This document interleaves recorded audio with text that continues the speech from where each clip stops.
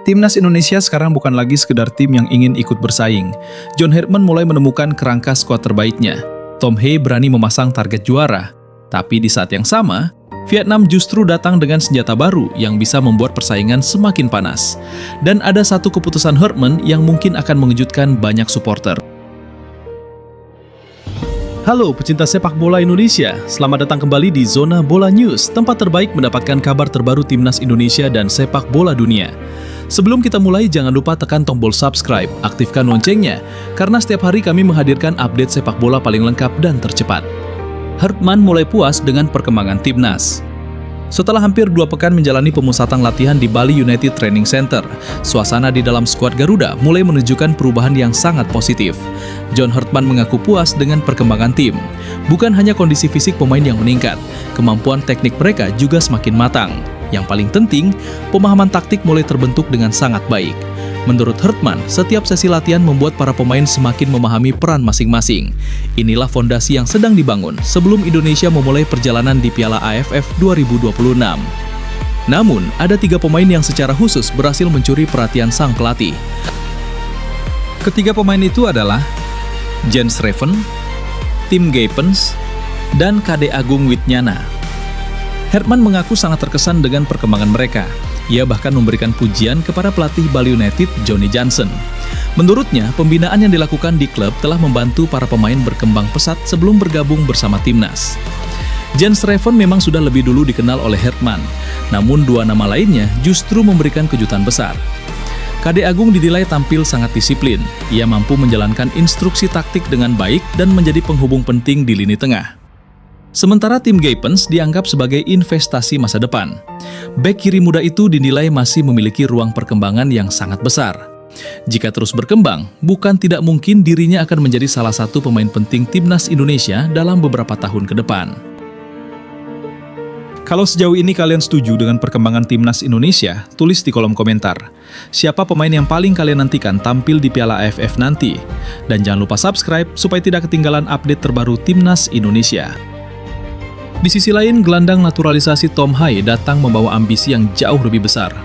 Semua pecinta sepak bola Indonesia tentu tahu, sejak Piala AFF pertama kali digelar pada tahun 1996, Indonesia belum pernah sekalipun mengangkat trofi juara. Berkali-kali mencapai final, namun selalu gagal di langkah terakhir. Tom Hye memahami sejarah tersebut, namun baginya, sejarah bukan untuk ditakuti, melainkan untuk diubah. Ia menegaskan bahwa seluruh pemain bekerja sangat keras selama pemusatan latihan. Target mereka sangat jelas, menjadi juara.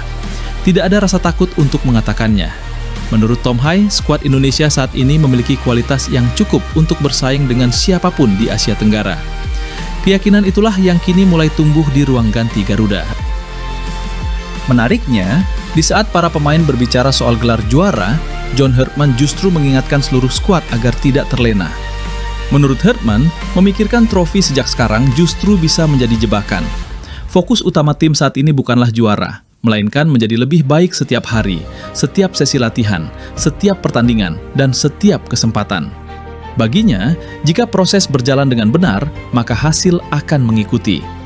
Inilah filosofi yang sedang ditanamkan pelatih asal Kanada tersebut kepada seluruh pemain Timnas Indonesia.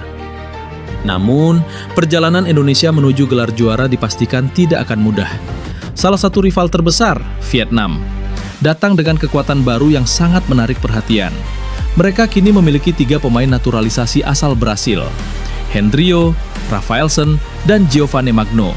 Ketiganya bahkan telah resmi menggunakan nama Vietnam setelah memperoleh kewarganegaraan. Pelatih Kim Sang-sik mengaku sangat puas. Menurutnya, kehadiran ketiga pemain tersebut membuat kualitas Vietnam meningkat secara signifikan. Kini, tantangan terbesar sang pelatih hanyalah menemukan komposisi terbaik agar mereka bisa tampil maksimal selama turnamen berlangsung. Vietnam sendiri sudah memulai persiapan sejak Juni melalui training camp intensif di Korea Selatan. Artinya, Indonesia akan menghadapi lawan yang benar-benar siap mempertahankan gelar mereka. Indonesia tergabung di grup A bersama Vietnam, Singapura, Kamboja, serta pemenang playoff Brunei Darussalam melawan Timor Leste. Laga pertama Garuda akan berlangsung pada 27 Juli. Indonesia menghadapi Kamboja di Stadion Pakansari. Setelah itu, 31 Juli Indonesia bertemu Timor Leste. Laga yang paling ditunggu tentu terjadi pada 3 Agustus. Indonesia menghadapi juara bertahan, Vietnam. Kemudian fase grup ditutup pada 7 Agustus. Saat Garuda bertanah menghadapi Singapura, 4 pertandingan tersebut akan menjadi penentu apakah Indonesia mampu melangkah ke babak semifinal.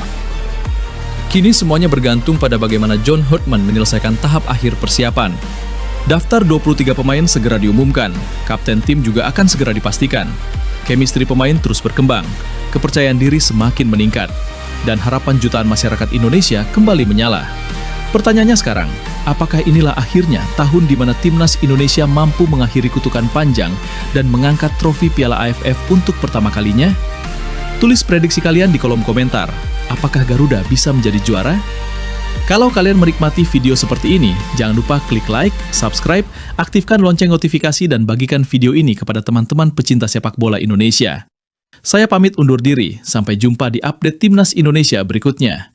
Zona Bola News, karena setiap detik sepak bola selalu punya cerita.